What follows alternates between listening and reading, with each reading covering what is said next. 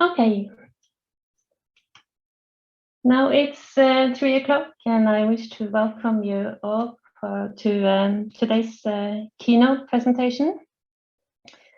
My name is Mette Skar-Møritzen, and as a member of the ICES Science Committee, I have been given the honor of introducing today's keynote speaker, Dr. Yunne Shin. Yunne Shin is a research director at IRD, the French National Research Institute for Sustainable Development. Yunne Shin is trained in biomathematics.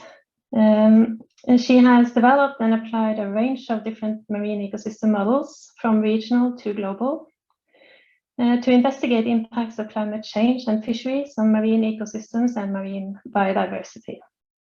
She participates in the global FishMyth model intercomparison project, simulating and projecting trajectories of global marine ecosystems under future scenarios of fisheries and climate change. Yunne Shin is also central in developing quantitative indicators of ecosystem impacts and change, both as an active scientist and as a coordinator of the long-term indices project, involving scientists from 36 countries developing indicators for more than 40 marine ecosystems across the globe. She also contributes as a marine biodiversity expert in different policy-relevant processes through the Convention of the Biological Diversity, through Food and Agricultural Organization, the FAO, through the Intergovernmental Science Policy Platform on Biodiversity and Ecosystem Services, the IPBES, and also through the Intergovernmental Panel on Climate Change, the IPCC. She has recently acted as a coordinating lead author of both the IPBES Global Assessment of Biodiversity and Ecosystem Services and of the first joint IPBES and IPCC report on biodiversity and climate change. Today, Yunne Shin will talk to us about uncertainty in scenarios and models of biodiversity. And with this brief introduction, I'm very happy to hand over the screen to you, Yunne. Thank you very much, Mette. Can you hear me well, and can you see my full screen? Yes. Thank you. So, good afternoon, everybody. It's a real pleasure for me to be connected with you all. And it gives me the opportunity to present a few thoughts on uncertainties in scenarios and models of marine biodiversity. So I will start with this cartoon, which I really like, and it is by Plantu, who used to work for Le Monde newspaper in France. So here I'm not sure we share the same French humor and not sure the translation is accurate, but I let you discover the dialogue. So basically, it says that there's a risk that science and opinion surveys are about the same for the general public. And it questions us as scientists, and it also says that we live in a world where knowledge can be easily replaced by systems or groups of beliefs. And the interesting thing here is that the monkey reports scenarios result without any uncertainty. So it gives me the opportunity to make a clarification that scenarios are not predictions, but they are a plausible and often simplified description of how the future may develop based on a coherent and internally consistent set of assumptions about key driving forces and relationships. There are different types of scenarios depending on the management contexts, but also on what exactly the scenarios aim to unveil. The most frequent scenario found in literature are exploratory scenarios, typically the IPCC RCP scenarios, but you also have target-seeking scenarios, policy screening scenarios, and less frequently, retrospective quality evaluation. What is essential here to retain is that scenarios are tools that allow to bring science at the interface with policy and decision-making. Sorry, I have a problem with, okay.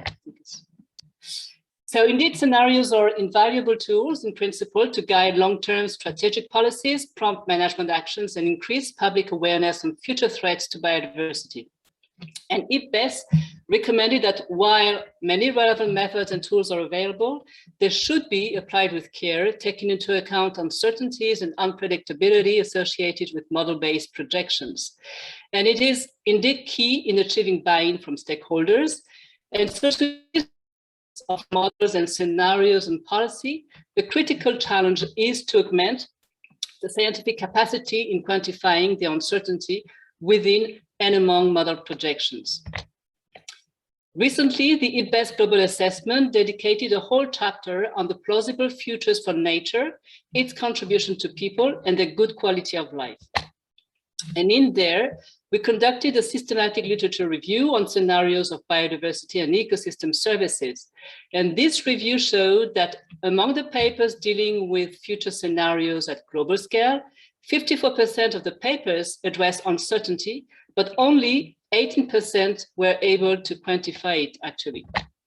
So actually, most papers only evoked uncertainty without really quantifying it. So you see this in red and gray. And among the papers which quantified uncertainty in green, most studies looked at scenario uncertainty, model ensemble, model parameters, but very few actually discussed the uncertainty due to model structure. And there are many more sources of uncertainty, of course, in the chains of action going from observations through models, scenarios, quantitative projections, and decision-making.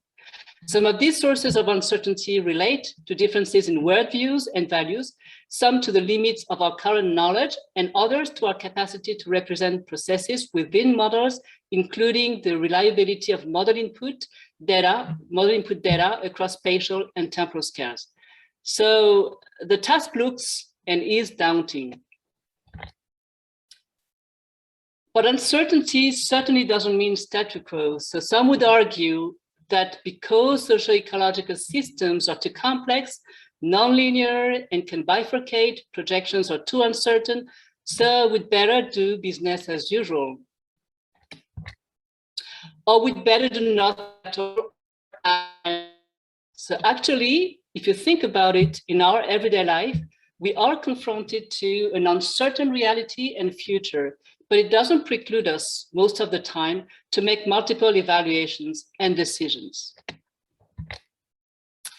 So take this simple question: should I take my umbrella this morning? And I don't believe you if you tell me that you've never asked yourself this question before. So let's see what it entails. We have two scenarios: take or don't take your umbrella. No probability associated, so it's not a prediction. Then you have the weather conditions here, which are associated with the probability of occurrence, and these are given by a model. Then comes your personal values here: being wet, ruin my suit, the burden of carrying the umbrella, etc. And you attribute some score on your value. And then the calculation, finally, the calculation of the payoff. So note that the decision here will totally rely on the expectation of the user. So the uncertainty consequence will be different depending on how you use the scenario outcome. It depends on the range of user values here. When people are not able to decide, it's usually not a question of uncertainty in their model of reality, but often a problem of undefined values and objectives. Well, here, he made a lot of decisions, but he missed some important factors, such as the wind conditions. So his model was too simple, and now the consequence is wet and in a weak position in front of Putin. So here we had a very simple situation, of course, to deal with. But when the system and the decisions at stake are very complex and there's a lot of undefined uncertainty, we certainly are very happy to rely on models and scenarios. So now let's move to another universe, that of fisheries management. Since I'm a researcher, and I can say now it's already been decades, fisheries has been highlighted as a necessity for promoting sustainable fisheries. And there has been an increasing number of frameworks, binding instruments, and multilateral agreements going towards that objective. But in reality, concretely, the implementation of the EAF is still in its formative stages. Achieving the ecosystem approach to fisheries depends on the capacity of scientists to communicate to stakeholders and decision makers assessments of past and current impacts of fishing on biodiversity and ecosystem functioning, short-term forecast in support of management tactics for maintaining ecosystem health and fishing, but also long-term scenarios of changes in drivers and their ecosystem impact under different fishing management strategies. And the challenge is to be able to integrate fish stocks in an ecosystem perspective and a global change context. It also relies on the integration of the long-term perspective into short-term fisheries management. However, this comes with higher complexity, higher cost, difficulty, and uncertainty. To do this, we are geared with a variety of models in fisheries science, and we can say that all models are wrong if we use them in isolation. I prefer to talk of a mosaic of models which are complementary facets of reality. Some models simplify the representation of the real world in different ways and so produce different responses to the same scenario assumptions. These responses depend on how a model is structured and parameterized, all of which can lead to structural model uncertainty. But well, of course, some models will be less relevant than others. But where do we come from in fisheries science? So dating back to the 1950s, the traditional management models are still based on single species assessment models. Multi-species considerations have been considered in assessed stocks by the 1970s, especially in the North Sea. And there has been, in the beginning of this century, into the 2000s, an upsurge of species distribution models. And then finally, 1 or 2 decades ago, the upsurge of ecosystem and end-to-end models in the 2010s. We have now large evidence that for marine living resources, the main direct drivers of change are fishing pressure and climate change. So global change impacts marine ecosystems in many different ways. And one of the critical questions we'd like to address with our model is whether the combined effects of climate change and fishing are synergistic. This question is multifaceted and can be decomposed through all these different processes. But considering that all these processes and their interactions may operate simultaneously, there is and there has been a strong demand for models which are able to handle multiple drivers, impacts, and feedbacks that are expected under global change. So there is a strong need for models which are able to handle those multiple drivers and feedbacks that are expected. This need has recently spawned the emergence of so-called end-to-end models, which combine oceanographic dynamics and that of organisms ranging from microbes to higher trophic level organisms, including fish and humans. Based on the coupling of existing disciplinary models, end-to-end models benefit from the expertise in each field, for example, the physics, biogeochemistry, fish biology, and fisheries dynamics, and they explicitly account for the dynamic forcing of climate and fishing impacts on marine biodiversity at multiple trophic levels. So they present, theoretically, a great potential for running multiple drivers scenarios. This is maybe the most complex end-to-end model that our team has worked on. So it has been built by Fabien Moulec. He presented this model 2 days ago at this conference. So OSMOS-MED representing the spatial dynamics of the whole Mediterranean ecosystem at the basin scale, and it relies on the coupling of a physical, a biogeochemical, and a multi-species fish model. This model is complex because it represents the detailed life cycle of 100 species of fish and microinvertebrates. By explicitly representing, we mean representing the growth, reproduction, predation mortality, starvation mortality. All life stages are represented from eggs to terminal age, their size, their trophic level, etc., etc. And so the cost of this complexity is first the need for huge data sets of knowledge. And we used more than 140 data sources to estimate about 3,000 parameters for these 100 species. So in a way, you can see this model as a big synthesis of decades of scientific surveys and studies. We went through several tests for model benchmarking, here for the biomass of the 100 species, the simulated one in orange, and in gray, the surveys ones, and stock assessment in blue. We also went through the evaluation of the spatial distribution of fish biomass. Here, the predicted ones in y-axis and the observed one in x-axis for different regions in the North Mediterranean Sea. And we can see that it's close to the bisector. And we use models including the impacts of climate change on the 100 species. And here, for example, the projections highlighted some clear patterns where under the worst case scenario of climate change, the IPCC RCQ 8.5, we suggest that there are some losers due to climate change, mostly demersal species, high commercial value species from the Northwest Mediterranean Sea, but also some clear winners, some small pelagic fish, thermophilic species, mostly in the Eastern Basin. We can find many of these types of projections in the scientific literature, actually. And although important to consider in planning future management strategies, the link to decision-making is still loose. And there are several reasons for this. Let's do this exercise of comparing what I would call research or exploratory models and management models. There's a questions of time horizon, which is different. Time resolution, which is finer for stock assessment models, the spatial dimension, which is usually better taken in system and end-to-end models, the environmental effects, the species interactions.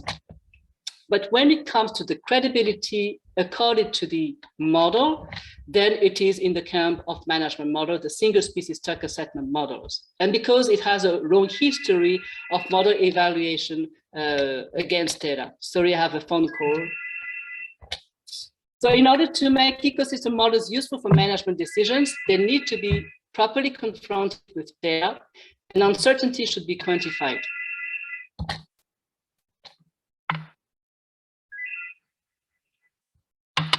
So to illustrate the types of research initiatives we could do, I'd like to embark you to the northern Humboldt ecosystem of Peru.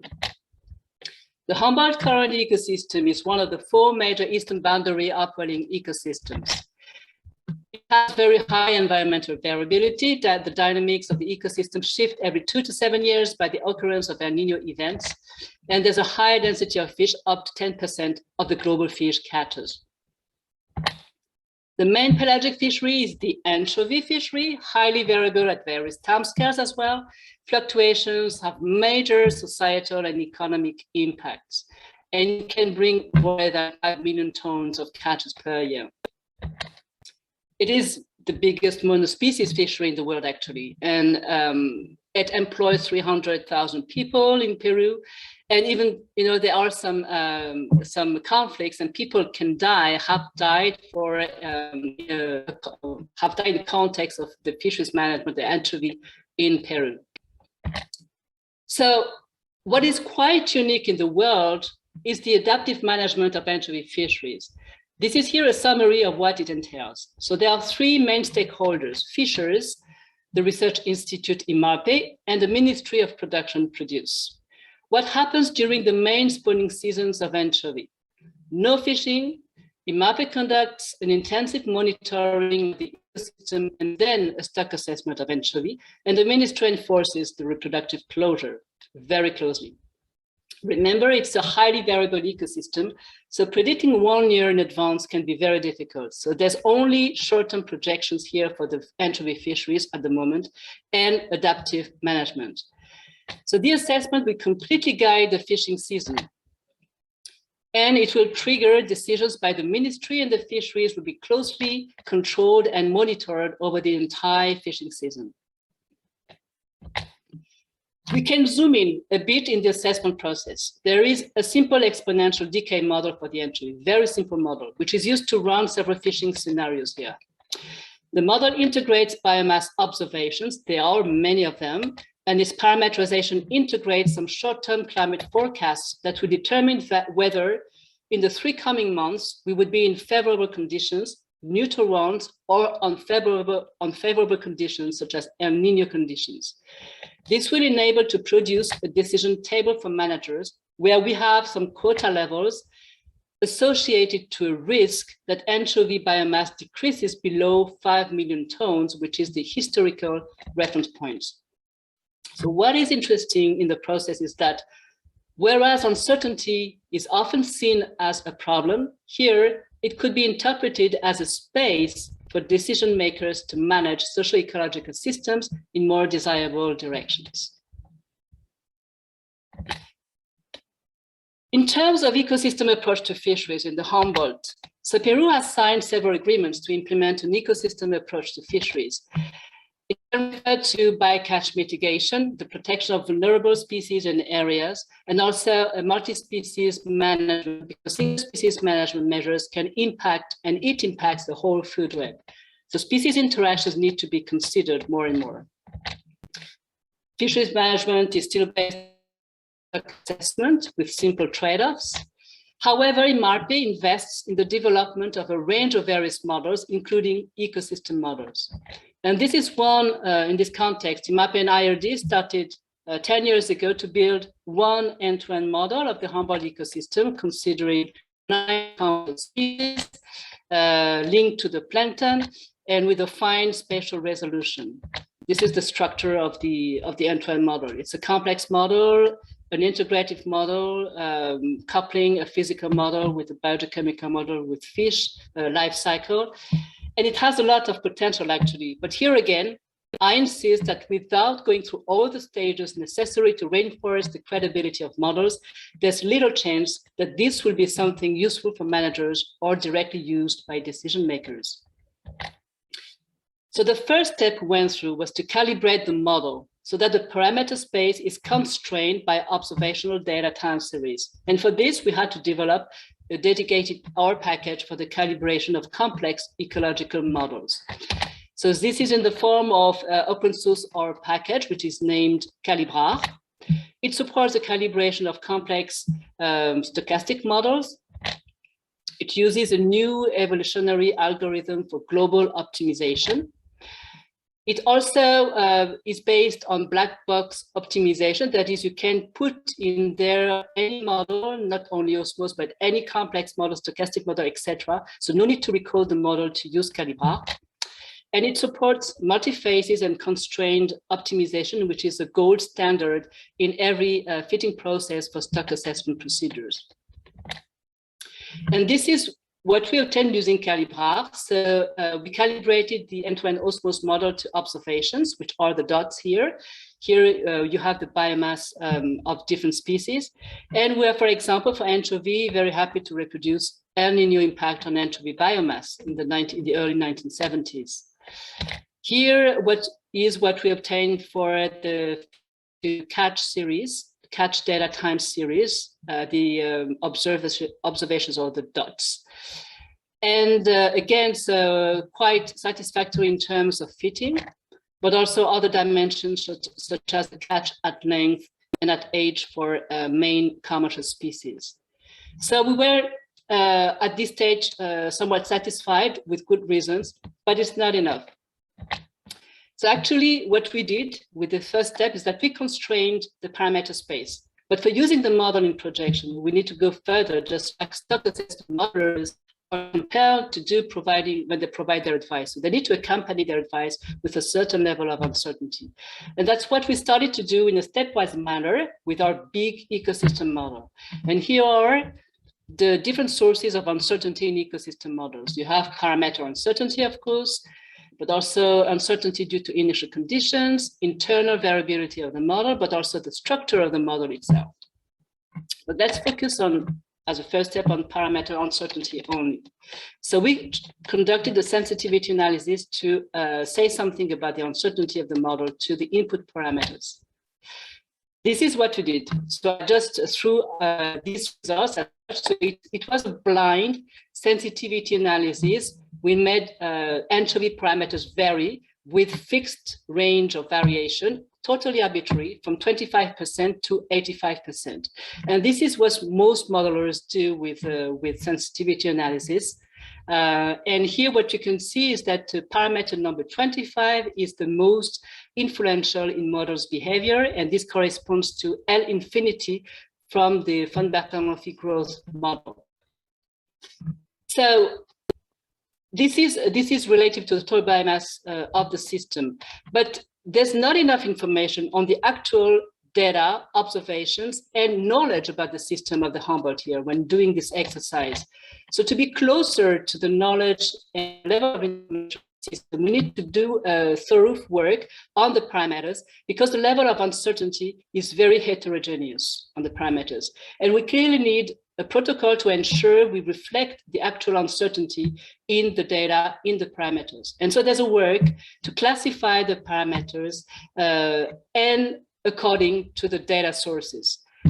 So from this exercise, which I won't enter into the details, we derive how we should perturb the parameter and the range of perturbation of the parameters.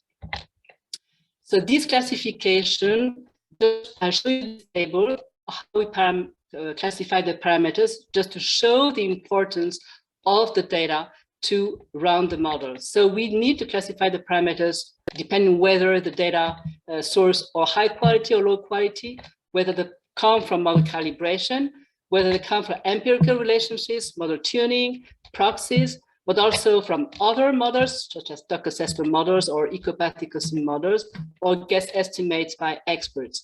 This will give an idea of how uncertain the parameters are. And this will help to quantify. So we did this exercise for the Peruvian osmose Humboldt ecosystem model.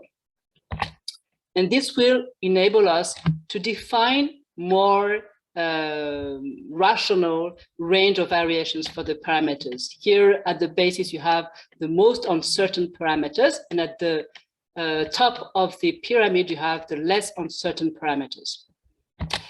So this is a classification of the parameters, how you would perturb them in the experiments.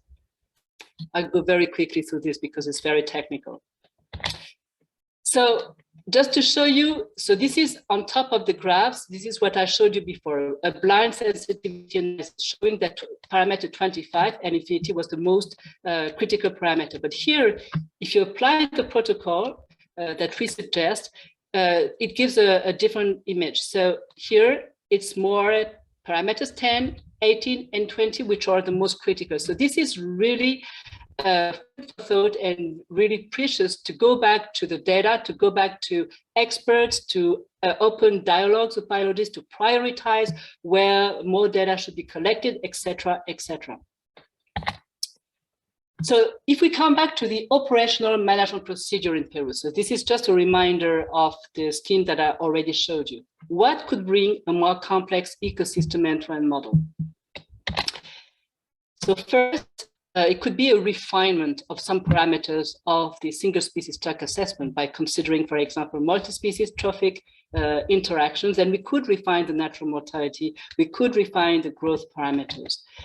We also can use the model for a longer term perspective, projecting climate change impact on anchovy dynamics in the future for till the end of the century. You have a range of uncertainty and envelope, which comes from the different scenarios that we could run, but also from the forcing of the models by the Earth system models, the physical and biogeochemical models, but also a lot of things related to the internal variability and initial conditions, etc.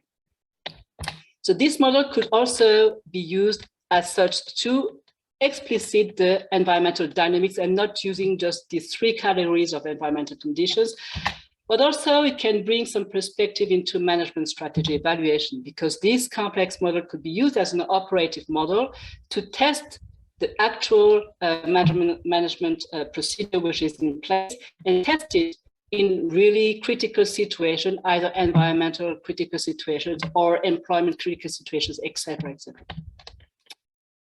So some concluding thoughts now. I think I went very quickly because it was less than half an hour finally. So I forget by saying that uncertainty is often seen as a problem, while instead it could be interpreted as a whole space to manage socio-ecological systems in more desirable directions or according to multiple criteria. The future will always be uncertain.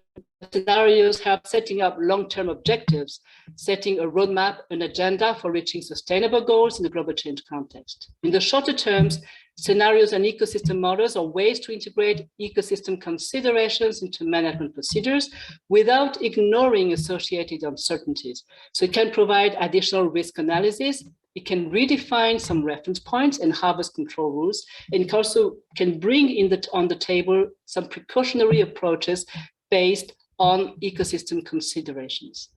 And we mustn't forget that we should not only build what-if scenarios, but also useful so-what approaches to inform traditional management procedures and decision-making. So we come back to this umbrella challenge. So a key role of decision support tools is to provide a framework that allows decision makers and stakeholders to separate deliberations about the facts of the matter, the probability that a particular course of action will result in a particular outcome. So this is the role of models and scenarios, to distinguish this from deliberations about what represents a desired outcome that depend on competing objectives and differing values. And this is the role of decision support tools. Therefore, it can be useful to think about different decision support tools in terms of how they deal with competing values and how they deal with uncertainty. So these are the two axes represented here. So you have here a sample of decision support tools to support decision making, and which are classified according to the different methods they use, but also really in this two-dimensional space, which is given by the values objectives and the uncertainty level and information level.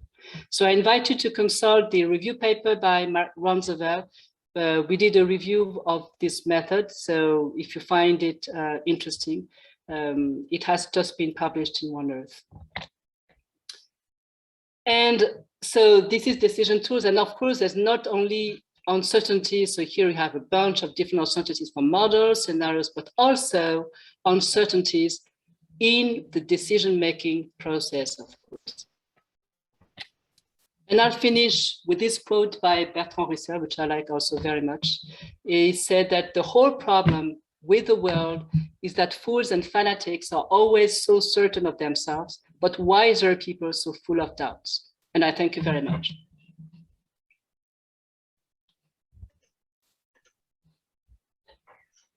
Thanks a lot for that excellent and insightful presentation, and also for a nice closing remark there. I think we all can recognize ourselves in that statement. We now have time for questions from people, and I will try to follow the chat here. There's a lot of nice and positive responses here. Fantastic keynote, great talk. And then let me see here. There is one, I like very much your statement that a model is a synthesis of all our knowledge about an ecosystem. I agree that the uncertainty of a model can be used to identify parameters and processes that mainly drive the model uncertainty. This could help us to focus our future observational research. Do you know an example where modelers and observers have worked in this way? So I know some examples where the dialogue started, and when some sampling surveys have been slightly modified or additional information were got from the model results.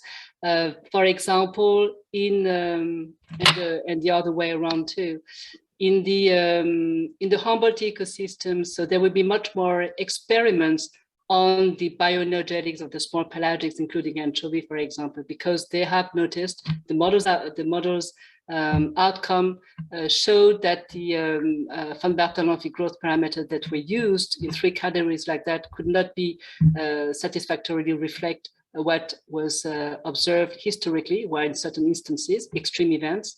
And so we went through more complexification into incorporating the bioenergetics of the species. So that was the modeling part. But the counterpart is that we needed some parameters and data to be measured. So that's what the MRP is doing at the moment. Another example is in the Benguela. So we highlighted in the comparison ensemble modeling with Ecosim with my colleague Lynn Shannon. We undertook some comparisons, and the only species for which we had differing results was the horse mackerel. And so for that reason, there has been some more detailed life stage details about sampling of this horse mackerel, because the juveniles and the adults were playing a different role in the trophic web. So we need more information about the diets to better understand the interactions, this kind of thing.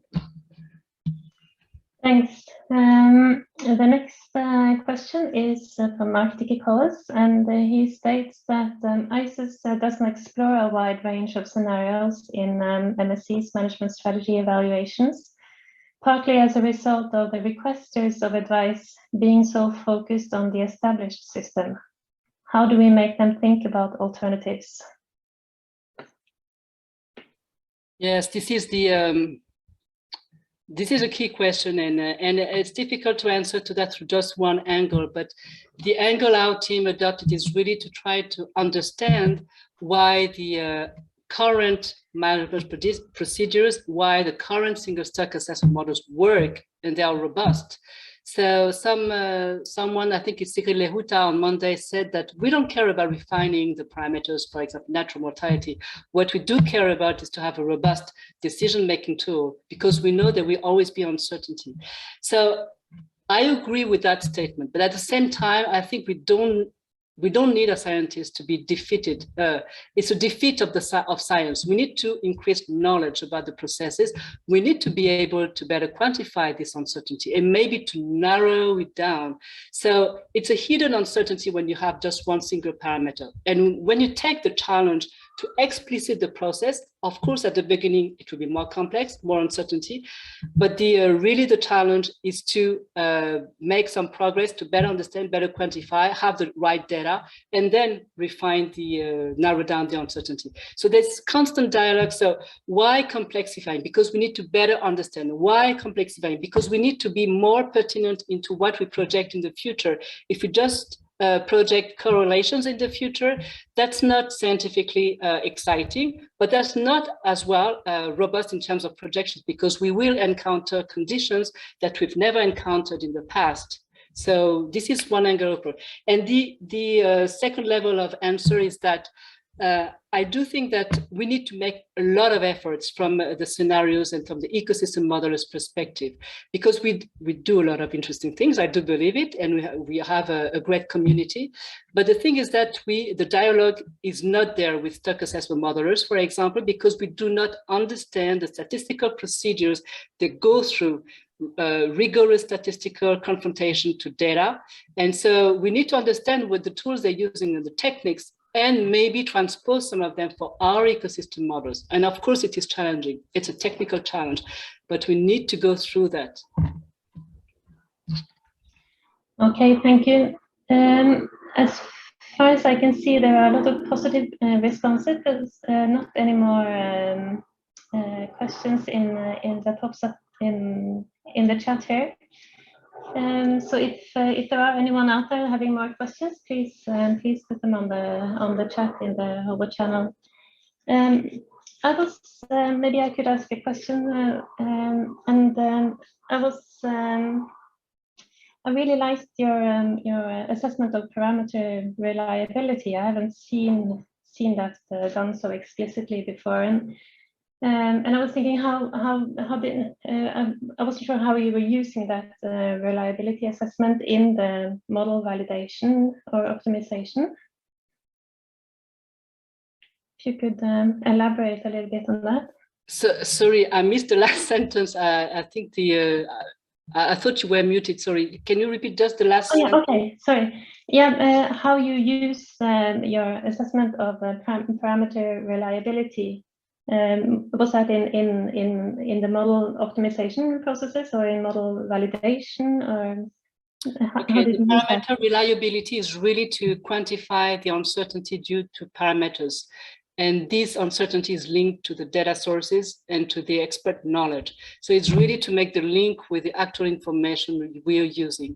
And so that is really for the sensitivity analysis and uncertainty quantification, not for the optimization, not for the fitting of the model to observations. No, you don't put more weight to the more reliable observations. So for the calibration of the model, we do we construct, so we have an objective function which is based on likelihood, and this likelihood is composed of different types of observational data, and so we put more weight to more reliable data, of course. For example, commercial catch in the Peruvian ecosystem are more reliable than biomass indices, but that is the case in many ecosystems. So that's how we construct the objective function. So yes, quality of data is also used in the optimization, in the fitting of the model. Yeah. Okay, we have a new question from Brian McKenzie. Great talk, thank you. How much uncertainty in the short-term forecasts is due to uncertainty in the estimated coming ocean conditions? And what limits forecasts to go longer time horizons, such as 12 to 18 months ahead? Yes, that's a very interesting question. And actually, many people would say that with this complex ecosystem model, the better to project in longer term. So the uncertainty reduces with time, but some simulations show the contrary. But I think in most cases, but maybe I'm wrong, so maybe some people in the assembly would like to react, but I haven't seen none of these complex ecosystem models be good and performing well in the short term, simply because we have problems of initial conditions that we haven't tackled well with our models. Physicists do that with their climate models, and when we have weather forecasts, it's because we assimilate data, observations, and we change the initial conditions. We're able to do that, and so we project in the short term. We're not able to do that with our ecosystem models, so we're still bad in short-term predictions. Having said that, there's a European project, Triatlas, which is led by the Norwegian IMR. There's a project, and I think it's really interesting to apply some methods from the physicists to test the propagation of uncertainty due to the initial conditions in the forcing, the physical forcing, because they do that. They say, okay, so let's do our experiment with these climate change scenarios. How far in time are our model robust to uncertainty in the initial conditions? Is it 2 months, 3 months, 1 year?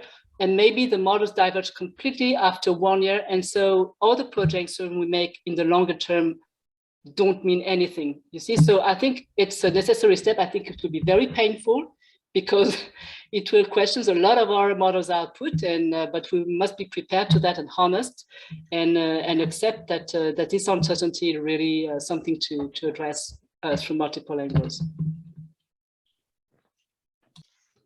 Thanks. I don't see any more questions in the chat, so I use the opportunity to ask one more, and that is, can we use, because now for instance in the FishMIP model intercomparisons, which are used a lot, for instance, in the IPCC assessments. There the results are often shown as a model average, the global model averages, and then you get some information on uncertainty, some measure of model disagreement. And I was wondering if we get a better handle on the uncertainties of the different models, other ways to use information on model uncertainties to give some kind of weighted averages instead of being a bit more clever on how we present results across models, because I guess some models are better in some regions than others, for instance. Yes, all the projections that you see with ensemble model projections, etc., it's mostly through at global scale, so it's not specific to regions. And the question of weight, I don't know how to do this, and nobody knows how to attribute weights more to a model than to another model. But it's a bit, I don't know if it's an English word, it's a bit also hypocrite.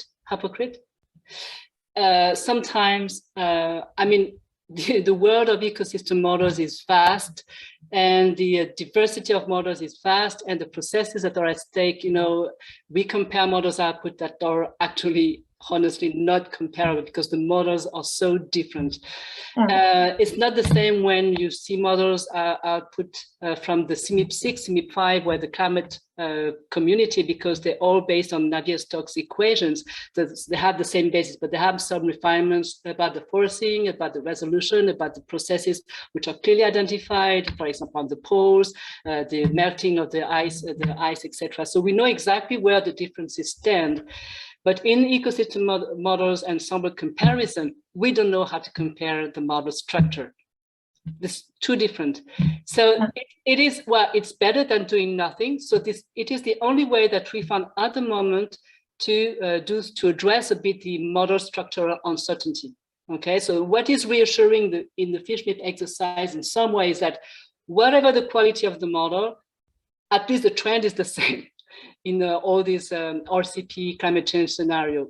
That's the first step. That is not entirely satisfactory, but yeah, we advanced the stepwise manner. But of course, the challenges are urgent. But yeah. Yeah. So still some challenges to tackle. Okay. Well, I think that was a good closing remark as well for this session. And now we go into to break, and then. Session I on the impacts of marine shipping and session P on marine sediment extraction starts at 1600 in Copenhagen time.